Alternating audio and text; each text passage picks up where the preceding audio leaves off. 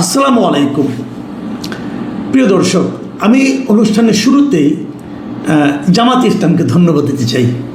আমি কালকে বলেছিলাম যে গাজী নজরুল ইসলাম, ওনাদের যিনি এমপি সাতক্ষীরা 4-এর, সেই এমপি সাহেবকে নিয়ে জামায়াতে ইসলাম কি করেন, তারা কি পদক্ষেপ নেন, এটাই ছিল আমার দেখার বিষয়। এবং আমি আগেই বলি ভাই, বিশেষ কোনো দলের প্রতি আমার কোনো ভালোবাসাও নাই, বিদ্বেষও নাই। এটা আমি শুরুতে বহুবার বলেছি, আজকেও বলি। কি আওয়ামী লীগ, কি বিএনপি, কি জাতীয় পার্টি, কি জামাতে ইসলাম, কোনো দলের ব্যাপারে আমার কোনো স্থায়ী প্রেম নাই। যারা ভালো কাজ করবে তাদের প্রশংসা করব, যারা খারাপ কাজ করবে তাদের সমালোচনা করব। যেটাকে আমি ভালো মনে করবো সেটাই আমি বলবো, আমারটা যদি পরে কেউ মন্দ প্রমাণ করতে পারে আমি সেটাও মেনে নেব। এই হলো আমার নৈতিক অবস্থান। যাই হোক, মূল আলোচনায় আসি। আমি জামাত ইসলামকে ধন্যবাদ দেব এই কারণে, তারা গাজী নজরুল ইসলাম সাতক্ষীরা 4-এর তাদের যে এমপি, তাকে দল থেকে বহিষ্কার করে দিয়েছেন। এবং আমি মনে করি, আমি এর আগে দেখিনি বাংলাদেশে কখনো কোনো রাজনৈতিক দল তার দলের কোনো এমপিকে এরকম নৈতিকতা স্খলনজনিত কারণে দল থেকে বের করে দেয়। মাথায় রাখবেন, দল থেকে বের করে দেওয়ার অর্থ হচ্ছে ওনার এমপিশিপ এখন চলে যাবে। দেখুন, অনেকে বলেন, অনেকে এমন কথা বলেন যে আমাদের যে 70 অনুচ্ছেদ আছে, সেই 70 অনুচ্ছেদে বলা হয়েছে যে একজন লোকের সংসদ সদস্য পদ কি কি কারণে চলে যেতে পারে।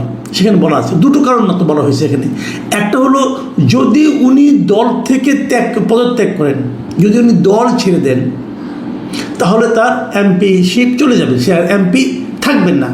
আর দ্বিতীয়টা হলো দল কোনো বিল আনলো, কোনো প্রস্তাব আনলো জাতীয় সংসদে, তিনি যদি সেখানে দলের বিরুদ্ধে ভোট দেন তাহলে তার সংসদ সদস্য পদ থাকবে না। এই দুটো হলো কারণ, মানে এই দুটো ঘটনা ঘটলেই একমাত্র এমপিগিরি চলে যাবে তার। এটা আমাদের জাতীয় সংসদের 70 অনুচ্ছেদে বলা আছে। এটা নিয়ে নানা বিতর্ক আছে। অনেকেই বলেন এই দুটো অনুচ্ছেদ থাকা ঠিক না, এটা গণতন্ত্রের জন্য ভালো নয়। অনেকেই কিন্তু অনেক কথা বলেন, কিন্তু আমি মনে করি যে এই অনুচ্ছেদটা থাকা ঠিক না, আমি নিজেও মনে করি। কিন্তু এখানে যে দুটো কথা বলা হয়েছে, আমাদের এই গাজী সাহেব, আপনার কী বলে, গাজী সাহেব যিনি আবার বীর মুক্তিযোদ্ধা, উনি তো দল থেকে পদত্যাগ করেননি, উনি তো দলের বিরুদ্ধে কোনো ভোটও দেননি।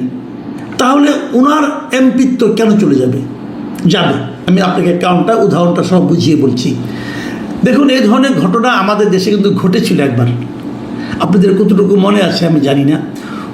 1996 সালের নির্বাচনে দুজন লোক বিএনপি থেকে নির্বাচিত হয়েছিল। একজন হল রাজশাহী থেকে ডক্টর আলাউদ্দিন, আরেকজন লোক হলেন সিরাজগঞ্জ থেকে মিস্টার হাসিবুর রহমান স্বপন। এই দুজন লোক 1996-এ বিএনপি থেকে নমিনেশন পেয়ে ইলেক্টেড হয়েছিলেন। 1996-এর সেই নির্বাচনে আওয়ামী লীগ ক্ষমতায় গিয়েছিল। তো ক্ষমতায় যাওয়ার পর এই দুইজন বিএনপির লোক, এরা বিএনপি থাকা সত্ত্বেও আওয়ামী লীগের সঙ্গে যোগাযোগ করে এবং আওয়ামী লীগ তাদেরকে মন্ত্রী বানায়। একজনকে মন্ত্রী বানায়, একজনকে প্রতিমন্ত্রী বানায়। প্রতিমন্ত্রী না উপমন্ত্রী আমার ঠিক খেয়াল নাই, মন্ত্রী বানায়। স্বপন সাহেবকে সম্ভবত প্রতিমন্ত্রী বানিয়েছিল। এখন প্রশ্ন হলো, ওনারা তো বিএনপি থেকে নির্বাচিত, তাহলে ওনারা কিভাবে আওয়ামী লীগ সরকারের মন্ত্রী হতে পারলেন? দল তখন প্রথম বলা হয়েছিল যে আওয়ামী লীগ একটা ঐক্যমত্যের সরকার করেছে, সেই ঐক্যমত্যের সরকারে তারা যোগ দিয়েছে, এটা বলা হয়েছিল। কিন্তু এই দাবিটা আওয়ামী লীগের পক্ষ থেকে করা হয়েছিল। কিন্তু বিএনপি করলো কি, তাদের দুইজনকেই তাদের দল থেকে বহিষ্কার করে দিল। এটা একটা আলাউদ্দিনকেও বহিষ্কার করে দিল এবং হাসিবুর রহমান স্বপনকেও বহিষ্কার করে দিল। এখানে একটু বলে নিই, পূর্ব ঘটনা আরেকটু বলি। এই আলাউদ্দিন সাহেব কিন্তু মূলত আওয়ামী লীগেরই লোক ছিল। উনি অনেক আগের থেকে আওয়ামী লীগে ছিলেন, আওয়ামী লীগের অনেক বড় নেতা ছিলেন। কিন্তু 96-এর নির্বাচনের আগে ওনাকে আওয়ামী লীগ মনোনয়ন দেয়নি। না দেওয়াতে উনি বিএনপিতে যোগ দিয়েছিলেন এবং বিএনপি থেকে নির্বাচিত হয়েছিলেন। নির্বাচিত হওয়ার পর উনি আবার আওয়ামী লীগে জয়েন করেছিলেন, আওয়ামী লীগের মন্ত্রী হয়েছিলেন। কিন্তু বিএনপি দুইজনকে পরে আওয়ামী লীগের মন্ত্রিসভায় যোগ দেওয়ার কারণে বহিষ্কার করে দেয়। এখন বহিষ্কার করে দিলে আপনার ইলেকশন কমিশন বলে যে এই দুজনে আসনই শূন্য হয়ে গেছে। তার মানে কি হলো, দল বহিষ্কার করে দিলেও এমপিশিপ চলে যায়। ওই ঘটনা একটু বলে নেই, অনেকের আগ্রহ থাকবে। পরে কি হয়েছিল, পরে উপনির্বাচন হয়। সেই উপনির্বাচন যখন হয়, সেই উপনির্বাচনে কিন্তু ডক্টর আলাউদ্দিন সাহেব আবার জিতেছিল, কিন্তু হাসিবুর রহমান স্বপন সেখানে হেরে যায় আওয়ামী লীগের বিদ্রোহী প্রার্থীর কাছে। আওয়ামী লীগের প্রার্থী হিসেবে সে নির্বাচন করে, কিন্তু আওয়ামী লীগের বিদ্রোহী প্রার্থীর কাছে তিনি হেরে যান। এই হলো ঘটনা। তাহলে আমরা যদি 96 সালের ঘটনাটা দেখি, তাহলে আমরা বুঝতে পারছি আমাদের গাজী সাহেবের কপালে কিন্তু আসলে খারাপই আছে। উনি একটা কিশোরী বলেন অথবা তরুণী বলেন, তরুণী ভার্যা উনি পেয়েছেন। অনেক কিছু ত্যাগ করতে হলো ওনাকে। দলের পদ গেল, দল গেল। এর মধ্যে আমি দেখেছি এলাকায় ওনার ব্যাপারে মিছিল হয়েছে, প্রতিবাদে ওনার বিরুদ্ধে মিছিল হয়েছে। এলাকার লোকজন ছি করছে ওনাকে নিয়ে। উনি কিন্তু চেষ্টা কম করেননি। উনি ওনার প্রথম স্ত্রীকে দিয়ে বিবৃতি দিয়েছেন। ভিডিও, ওনার প্রথম স্ত্রীর ভিডিও দেখলাম। ওনার প্রথম স্ত্রী বললেন তার স্বামী শরিয়া মোতাবেক নাকি বিয়ে করেছে। যারা তার ভিডিও ছড়াচ্ছেন তারা মানে অন্যায় করছেন, তাদের ব্যাপারে উনি আইনগত ব্যবস্থা নেবেন। ওনার দ্বিতীয় স্ত্রী, যেটা আলোচিত মরিয়ম বেগম যিনি আছেন, তিনিও দেখলাম একটা ভিডিওতে আজকে দেখলাম, উনি বলছেন যে আমরা বিয়ে করেছি এবং আমাদের বিরুদ্ধে যা নাকি আমাদের ব্যক্তিগত ভিডিও যারা প্রচার করছে তাদের বিরুদ্ধে ওনারা ব্যবস্থা নেবেন। এত কিছু করেও শেষ পর্যন্ত শেষ রক্ষা হলো না। আসলে ওনার শেষ রক্ষা হওয়ার কোনো কারণও নেই, কারণ উনি একটা করে মিথ্যা বলছেন আর ধরা খেয়ে যাচ্ছেন। আজকে সকালে প্রথমে আমাকে, আমার এক পরিচিত লোক, উনি আমাকে একটা অডিও রেকর্ড পাঠিয়েছিলেন। সেটা হলো আপনার দৈনিক আমার দেশ পত্রিকায়, আমার দেশের রিপোর্টার সম্ভবত, উনি যে কাজে ওনাদের বিয়ে পড়িয়েছেন তার সঙ্গে কথা বলেছেন এবং তার সঙ্গে কথা বলে ওই কথাবার্তাগুলি তারপর ডিটেল যদি দেখেন, আমি আমার দেশকে ধন্যবাদ দিচ্ছি। তারা একটা খুব ভালো একটা নিউজ ডিসক্লোজ করেছে এবং খুব ভালো একটা নিউজ করেছে, অনুসন্ধানী রিপোর্ট আমি বলবো এটাকে। তো এই রিপোর্টে যারা দেখবেন তারা বুঝবেন যে আসলে গাজী সাহেব একের পর একটা মিথ্যারই একটা সমস্যা। আপনি যদি মিথ্যা বলেন না, একটা মিথ্যাকে এস্টাবলিশ করার জন্য আরেকটা মিথ্যা বলতে হয়, তখন সিরিজ অফ মিথ্যা আপনাকে এমন অবস্থায় ফেলে দেয় যে তখন আর কোনো মান সম্মান রক্ষা করার কোনো সুযোগ থাকে না। আমাদের গাজী সাহেব, উনি আবার বীর মুক্তিযোদ্ধাও, কিন্তু ওনার অবস্থা এমনই হয়েছে। প্রশ্ন হচ্ছে জামাত যে ওনাকে বহিষ্কার করলো, আমি জামাতকে প্রথমে কিন্তু ধন্যবাদ দিয়েছিলাম। জামাতের এই কাজটাও আমার কাছে মনে হয়েছে যে নজিরবিহীন। বাংলাদেশের ইতিহাসে এর আগে কোনো পলিটিক্যাল পার্টি নৈতিক স্খলনের দায়ে কোনো সংসদ সদস্য কিন্তু দল থেকে বের করে দেয়নি।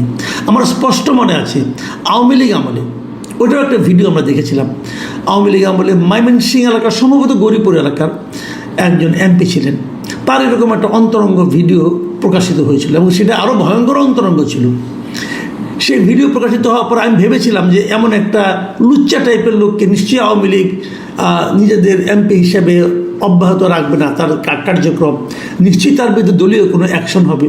কিন্তু আমি দেখেছি কিচ্ছু হয়নি, উনি এমপি ছিলেন শেষ পর্যন্ত। তো এই ধরনের ঘটনা কিন্তু আওয়ামী লীগে ঘটেছে, কিন্তু তারা কোনো অ্যাকশন নেয়নি। এই প্রথমবার দেখলাম জামাতে ইসলাম একটা অ্যাকশন নিল।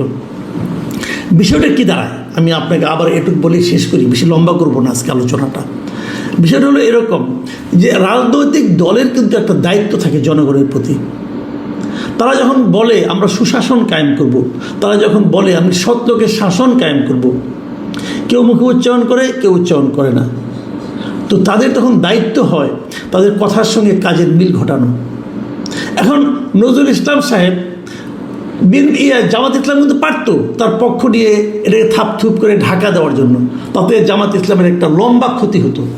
আমাদের গ্রামে না এই ঘটনাগুলি কেন ঘটে আমি বলি আপনাকে। আমাদের গ্রামে এক ধরনের প্রবাদ প্রচলিত আছে, নিশ্চয়ই আপনারা বহুবার শুনেছেন। সেই প্রবাদটা হলো যে সেই লোকটা তত বেশি ভালো যার সম্পর্কে আপনি যত কম জানেন। যার সম্বন্ধে আপনি কিছুই জানেন না তাকে আপনি খারাপ বলবেন কীভাবে? দেখুন, গত নির্বাচন আগে জামাতের পক্ষ থেকে কিন্তু একটা হাওয়া তোলা হয়েছিল যে আওয়ামী লীগ দেখেছেন, বিএনপি দেখেছেন, এবার জামাতকে দেখুন। কেন বলেছিল এই কথাটা? এই কারণে বলেছিল যে আমরা তো জামাতকে আসলে দেখি নাই, মানে জামাত সম্পর্কে আমরা তো কিছু জানি না। যেহেতু জানি না, অতএব তাকে আমরা ভালো মনে করতে পারি।